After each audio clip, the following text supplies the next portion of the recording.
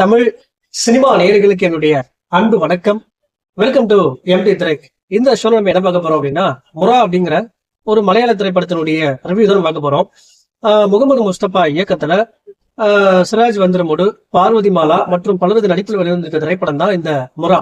இந்த படத்தினுடைய one line story என்ன அப்படின்னா, 4 நண்பர்களுடைய வாழ்க்கையை மையமா வச்சு இந்த படத்தை எடுத்துப்பாங்க. குறிப்பா தமிழ்ல சுப்பிரமணியபுரம் வந்திருக்கோம் இல்லையா, அதே மாதிரியான ஒரு கதைக்களம் கொண்ட ஒரு படம். இந்த படத்தினுடைய ஆரம்பத்திலே 4 நண்பர்களை காட்டுறாங்க. இவங்க என்ன வேலை வெட்டிக்கும் போகாம சும்மா ஊரை சுத்திட்டு வெட்டியா இருக்காங்க. அப்படி இருக்கக்கூடிய சூழ்நிலையில சொடுக்கு அப்படிங்கிற ஒரு அடியாளு கீழே வேலைக்கு சேர்ந்து சின்ன சின்ன அடிதடி வேலைகள் எல்லாம் பண்றாங்க. இந்த சொடுக்கு அப்படிங்கிற நபர் யாரு அப்படின்னா, அந்த ஏரியாவிலேயே ஒரு மாஸ் கேங்ஸ்டரா இருக்கக்கூடிய சிராஜ் வெஞ்சரமூடு கீழே வந்து வேலை பார்க்குற ஆட்கள். இந்த சிராஜ் வெஞ்சரமூடு தான் வந்து பாத்தீங்கன்னா டைரக்டா எந்த அடிதடி வேலைக்கும் போகாம இவங்களை வச்சு வந்து பாத்தீங்கன்னா அடிதடி வேலைகள் எல்லாம் செய்யக்கூடிய ஒரு கேங்ஸ்டர். அப்படி இருக்கக்கூடிய சூழ்நிலை இந்த 4 பேரும் வந்து பாத்தீங்கன்னா நல்லாவே வளர்ந்துட்டு வராங்க. ஒரு கட்டத்துல வந்து பாத்தீங்கன்னா சிராஜ் வஞ்சரமூடு வந்து பாத்தீங்கன்னா ஒரு டாஸ்க் கொடுக்குறாங்க அந்த 4 பேருக்கு. அது என்ன டாஸ்க் அப்படின்னா, மதுரையில இருக்கக்கூடிய பிளாக் மணியை எப்படியாவது திருடிட்டு வரும், அதான் அந்த டாஸ்க்.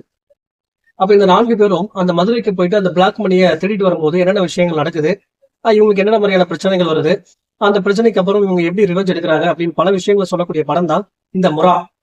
இந்த படத்துல நான் லைக் பண்ண விஷயம் என்ன அப்படின்னா, இந்த படத்தினுடைய 4 நண்பர்கள் இருக்காங்க இல்லையா, இந்த 4 நண்பர்களுடைய வாழ்வியலை ரொம்ப யதார்த்தமா ரொம்ப நேச்சுரலா காட்டியிருப்பாங்க. அது ரொம்பவே ரசிக்கிற மாதிரி இருக்கும். குறிப்பா இந்த 4 பேருக்கும் ஒவ்வொருத்தருக்கும் ஒவ்வொரு மாதிரியான பிரச்சனைகள் இருக்கும். அந்த பிரச்சனைகளை தாண்டி இவங்களுடைய வாழ்வியலை ரொம்ப யதார்த்தமா காட்டியிருப்பாங்க. அது ரொம்ப நல்லா இருந்துச்சு. அதுக்கு பிறகு வந்து பாத்தீங்கன்னா, சிராஜ் வந்திரமூடு ஒரு கேங்ஸ்டர் இருக்காரு இல்லையா, ஒரு அமைதியான ரொம்ப நீட்டான கேங்ஸ்டரா காட்டியிருப்பாங்க. குறிப்பா எங்க கோவப்படணுமோ அங்க கோவப்படுவாரு, எங்க அமைதியா இருக்கணுமோ அங்க அமைதியா இருப்பாரு. அந்த மாதிரியான ஒரு கேங்ஸ்டரா காட்டியிருப்பாங்க. அதே போல அந்த மதுரையில் இருக்கக்கூடிய பசங்களோடு சேர்ந்து அந்த மிஷனை பண்றாங்க இல்லையா, அது ரொம்ப நீட்டா இருக்கும். குறிப்பா அந்த மிஷன் ஸ்டார்ட் ஆனதுக்கு அப்புறம் ரொம்பவே திரைக்கதை ரொம்ப பரபரப்பா போகும்.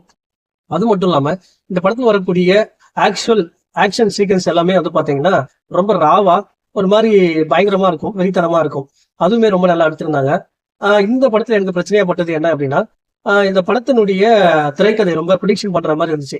குறிப்பா இந்த படத்தினுடைய ஆரம்பத்துல அந்த 4 பேர் காட்டுறாங்க. அது அந்த சுப்பிரமணியபுரத்துல வந்த சீன் மாதிரியே இருந்துச்சு. குறிப்பா அந்த 4 பேருக்கும் யாரால பிரச்சனை வரப்போகுது அப்படிங்கிறது கதை ப்ரிடிக்ஷன் பண்ற மாதிரி இருக்கு.